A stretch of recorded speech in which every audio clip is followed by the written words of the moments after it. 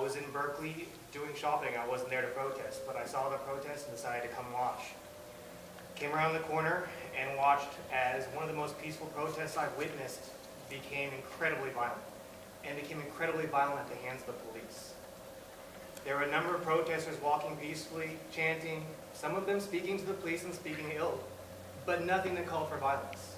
When out of nowhere, one officer who was about 5 feet away from me and I saw clearly stepped out of his formation and jabbed at the crowd with his baton. He hit an elderly gentleman who fell to the ground. I went to help him up, and as soon as I helped the gentleman up, I turned to see the police pointing a gun at me. There's a shotgun being pointed at me for helping an elderly man step up. Soon after I walked away, only to hear the shots fired, people screaming in pain, and tear gas being thrown at us. There was absolutely nothing that occurred that made this justified. There was no violence. There was nothing but words being spoken by the Berkeley protesters. In fact, the majority of the time, the protesters were not even addressing the police. They sat facing the building where the police reside, the city, Berkeley Police Department, and didn't even confront the police. The entire event went downhill from there. It went from, and I've been at the protests in Oakland, by the way. As a resident of Oakland, I have been at those protests. And they've been much more violent and much more aggressive than the ones in Berkeley. The ones in Berkeley started peacefully. It was a great show from the city of Berkeley until the police department decided to take things and escalate. I'm here because I came on yesterday to Berkeley to try to speak to the city council meeting, and as was noted, I was not allowed to. I'm here in the hopes that my voice will be heard, because it's the majority of things being said right now in the news and the media are not covering what happened. The protesters were not at fault, period. I'm a lawyer. I'm a law-abiding citizen. I've never been arrested. I've never had confrontations with the police that were anything due to my part. This entire thing has been bothering me ever since Saturday. I've barely slept. I've been constantly thinking about what happened. It's affected me, my friends, my family in numerous ways because I can't get over this. It was incredibly upsetting, and I'm here because I'm hoping beyond hope, that since I took a step away from the protest to come here and seek help through the way that the government is supposed to work, that something's going to happen, that something will change. But I have to be honest, I don't have faith that something will change. 30 seconds, sir. Thank you very much. I will close now. I hope that everyone in this commission takes this very seriously. It's a very, very disturbing thing to know that peaceful protesters were attacked by police, and yet that's not the way things are being portrayed right now. Thank you so much for your time. I'm here to discuss as well. On or about, Can you come a little closer, please? oh yes, 1633 on Saturday night. I also witnessed what this gentleman was talking about. I even have it on video camera. Okay, I've uploaded it to YouTube, and I have to say I am disgusted that I had to do this. Okay, I have footage of peaceful protesters marching past the police line, and smoke bombs being deployed into the passing crowd. So, whoever, I know you guys are bureaucrats, and I also understand I'm a soldier, I'm a veteran, so I understand there are times when, certain things you have to wait to be able to take, you have to take orders before you can do things. So, someone had to give that order. Someone behind that line had to give that order to deploy non-lethal force onto a crowd that was just passing by. And I yield the rest of my time to whoever is coming past behind me. So I was also present at the protests on Saturday night. I arrived there at the corner of Channing and Telegraph, and the protesters were very peaceful. Everybody was standing, mostly talking amongst ourselves. There was a little bit of conversation kind of with the police force as well. And at one point, yes, some kind of order went out and the police began to move. But not only move, but to kind of assault people, in my opinion, and be extremely aggressive. My partner took nightstick to the face, and I am afraid it fractured her nose. She was knocked down. She was then proceeded to be beaten. This was not uncommon. This happened when many police kind of stepped out of line, jabbed people, went overhand until people fell, and continued to be beaten. I was struck repeatedly on the arms, my hand,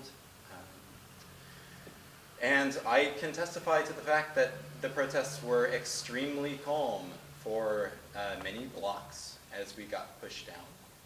People began to express a bit of vitriol after repeated assaults by the police, after tear gas was deployed multiple times, and after beanbags or rubber bullets were fired into the crowd, seemingly haphazard for a bit.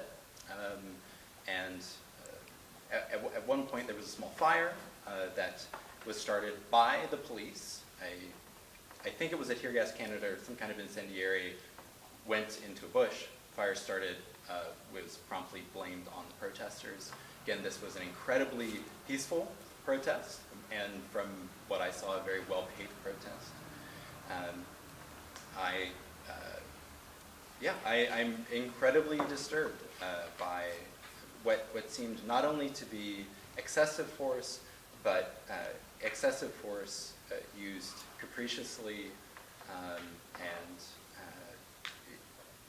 it's confounding to see in a place like Berkeley that has such a wonderful reputation of being open-minded and allowing for peaceful protests to form. So I would also just like to comment on the amount of tear gas that seemed to be deployed. I was with my partner who lives nearby Telegraph, and tear gas was literally clouded in the garden like until morning, and it was all over the neighborhood. It was sickening. There were people throwing up all over the place. It was utterly excessive. Once we were marched to the border of Oakland and the police could no longer kind of pursue us, the police just sort of let loose. And there was absolutely no need for it, both with tear gas and with whatever bullets they were firing. So I just wanted to be a witness, communicate this to you. I've also, yes, there are plenty of videos online of these protests. I had the unsettling experience of seeing myself hit with batons as I was navigating the other day, and it's excessive and it's sickening, and I hope you can do something about it. Okay, going back to the mission statement, it says the mission of the Berkeley Police Department in all crowd situations is to appropriately manage events with the overall goal of ensuring public safety and protecting first. But I certainly think in terms of general C-64 crowd control, that it should be prohibited for use in crowd control, and I think that's consistent with pepper spray. My take on this, I don't know how to incorporate this into all regulations and general orders. What I saw out there, what I seen, I wasn't out there, but I seen on videos, read all stuff, it was stupid. It was plain stupid. The use of tear gas, the way it was used, and the amounts that it used, took a situation and escalated into an area, and it escalated into just the opposite of what you were trying to achieve. You drove students out of the restaurants, out of the dorms. Everybody wanted to come see what the glass smokes were. The pop, pop, pop was going. And if your idea was to use tear gas to break up a demonstration, leaving aside the fact that people were harmed by it, leaving aside if people like this gentleman here with the earphones on was still being impacted today, it was just plain stupid. Tactically speaking, I mean, going back to my necessary and impractical. Necessary. I mean, back in my days, we liked nothing better than to do whatever we could on this campus or on the streets to get the cops to use tear gas. Because once they used tear gas in the middle of Berkeley campus, man, then the students came out of Dwinell, then they came out of Wheeler gasping, hey, what's going on? Well, those guys just tick. Okay, well, let's go, man. They want, I mean, this was a tactic we used to try to get them to use. They're just plain stupid, leaving aside the harm and the injuries and the complete opposite effect of whatever the hell they were trying to achieve by the use in the first place. So that's my thought. I don't know where to go with it, but anyway, But see, but we that's do need to make a statement. that is a much bigger discussion, right? I know it's a big What were the circumstances in which the police officer felt that there were God into doing this? Who made the decision? Who made the decision? How Who was made the decision and why? How was the decision made? Under what circumstances? That's a much different discussion. Yes. Well, how do we get to that? But I How do we think, get to I think that's That's where we need to go. Well, why don't we start, I'd like to make That's a right. motion that we submit a recommendation to the city council that that General Order C-64 be immediately amended to preclude the use of tear gas as a crowd control device. I'll second that. I don't really understand the use of projectiles as crowd control, to be honest. I mean, It's less lethal than a bullet. but it's not, if the problem is there's a guy doing something bad, or a gal, that's not crowd control, that's apprehension of a criminal. I don't understand why you fire into a crowd with anything. I don't get it. Point taken, makes sense. So I would say prohibit the use of projectiles as crowd control. Let them explain why they need it. They chose not to come to our meeting. They're